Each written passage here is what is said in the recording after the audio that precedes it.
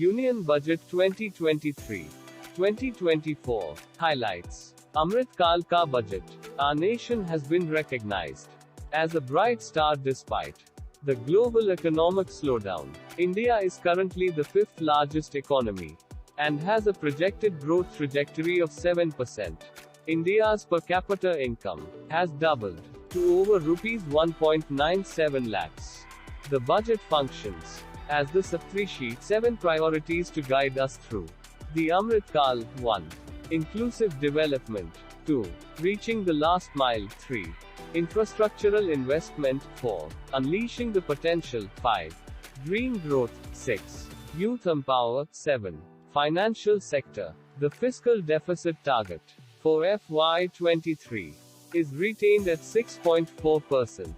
The same is estimated at 5.9% for FY24. Capital expenditure increased by 33% to rupees 10 lakhs crores, which is higher than the rupees 7.5 lakhs crore budgeted in the previous year, and the highest on record. The government has allocated rupees 5.94 lakhs crores to the Ministry of Defence, which is 13% more than last year's budget allocation, signifying the government's focus on domestic manufacturing. Railways received its highest ever capital outlay of rupees 240 lakhs crores. A national data governance policy will be rolled out to encourage innovation, research, and enable access to anonymized data.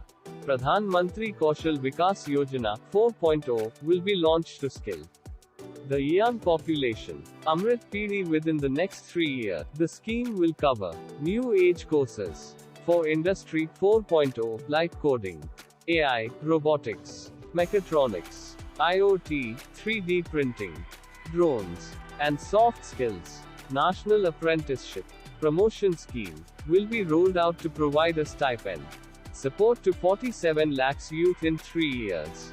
KYC procedure to be simplified further. PAN to be made a common business identifier. The scope of DigiLocker will be expanded to enable better innovative fintech. Domestic tourism will be promoted with new schemes such as Deco Apna Desh and Swadesh Darshan scheme.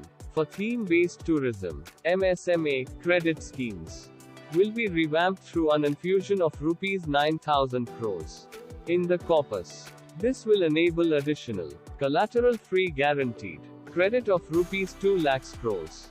Incentives to IFSC. Relocation of funds to IFSC has certain tax exemptions.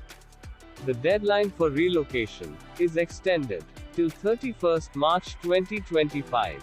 One-time new small savings scheme, Mahila Samman savings certificate to be made available for 2 years up to 2025.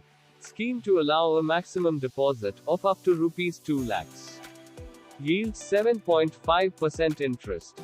The monthly income scheme limit doubled to rupees 9 lakhs, rupees 15 lakhs per joint accounts. Senior citizen savings scheme limit doubled to rupees 30 lakhs, with the objective of promoting timely payments to MSME. Proposed to insert a new clause H in section 43B to provide that any sum payable by the assessee to MSME shall be allowed as a deduction only on actual payment.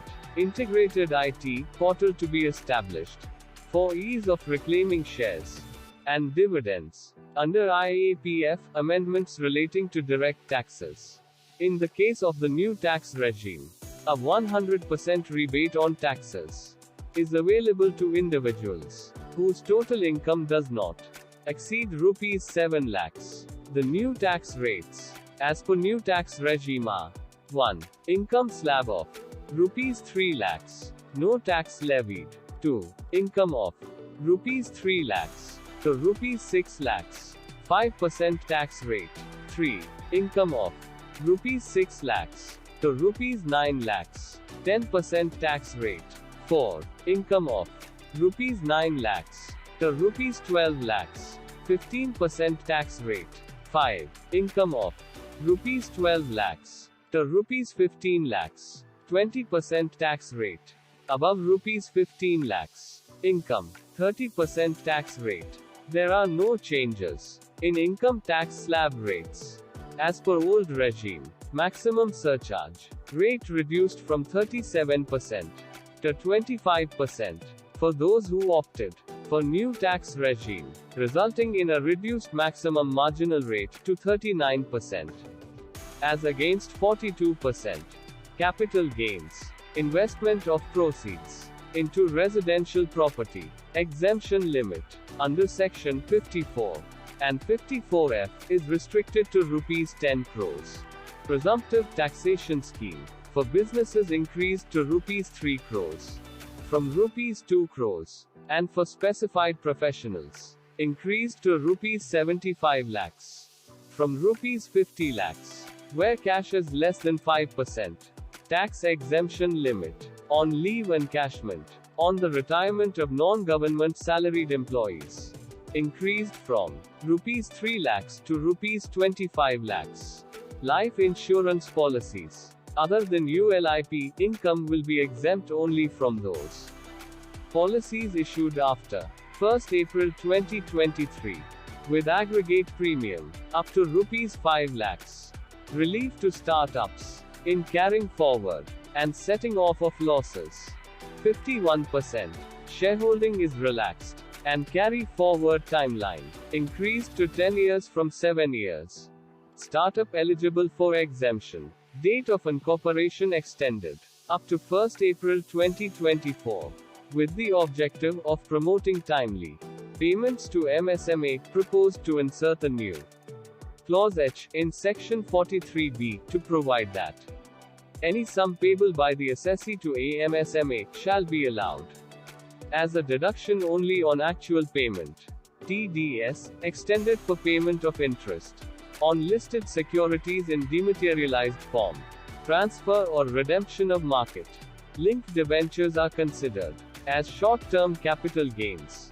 Lower tax rate of 15% applicable for new manufacturing cooperative societies is introduced. New IT returns to be rolled out to facilitate user-friendly tax returns. Any winnings in online games will be taxable at 30%, and TDS will be deducted at the time of withdrawal or the end of the financial year, whichever is earlier on net winnings. Reintroducing Joint Commissioner appeal as a first appellate authority to reduce the burden on the existing commissionerate offices. Amendments relating to indirect taxes.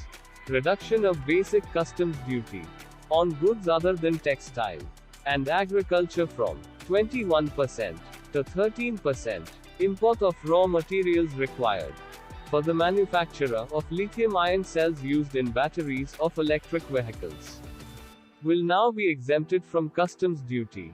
Dealers under the composition scheme shall be eligible to supply goods through e-commerce operators. Input tax credit related to corporate social responsibility expenses incurred by companies as per the Companies Act 2013 have been marked as ineligible under Section 17(5) FA of the Central Goods and Services Tax Act 2017.